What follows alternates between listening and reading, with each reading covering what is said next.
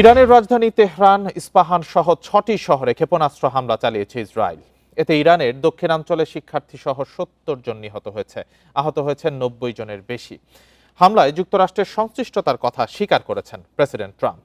এদিকে পাল্টা জবাবে ইসরায়েলে ক্ষেপণাস্ত্র ও ড্রোন হামলা চালাচ্ছে ইরান। হামলা হচ্ছে সৌদি, কাতার সহ মধ্যপ্রাচ্যের কয়েকটি মার্কিন ঘাঁটিতেও। এতে আবুধাবিতে একজনের মৃত্যু হয়েছে।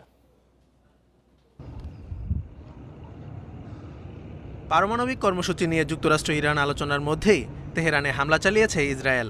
শনিবার ইরানের রাজধানী ছাড়াও কয়েকটি শহরে ক্ষেপণাস্ত্র হামলা হয়।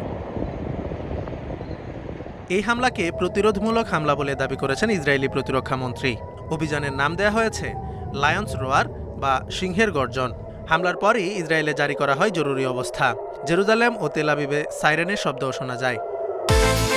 বিকাশ পেমেন্টে ১০,০০০ টাকার বেশি অফার। শপিং চলছে তো।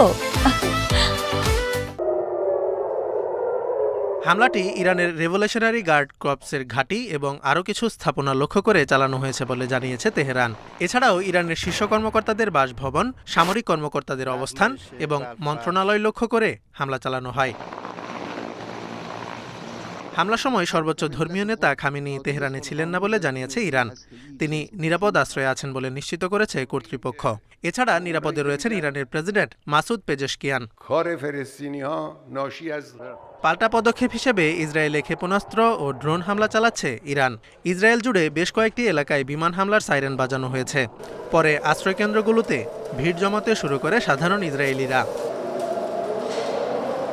এছাড়া মধ্যপ্রাচ্যে অবস্থিত মার্কিন ঘাঁটি লক্ষ্য করে হামলা শুরু করেছে ইরান। এরই মধ্যে সংযুক্ত আরব আমিরাত, কাতার, বাহরাইন, কুয়েত, সিরিয়া, জর্ডান ও ইরাকে অবস্থিত মার্কিন ঘাঁটিতে বিস্ফোরণের শব্দ শোনা গেছে। এছাড়া বিস্ফোরণের শব্দ শোনা গেছে সৌদি আরবের রিয়াদে।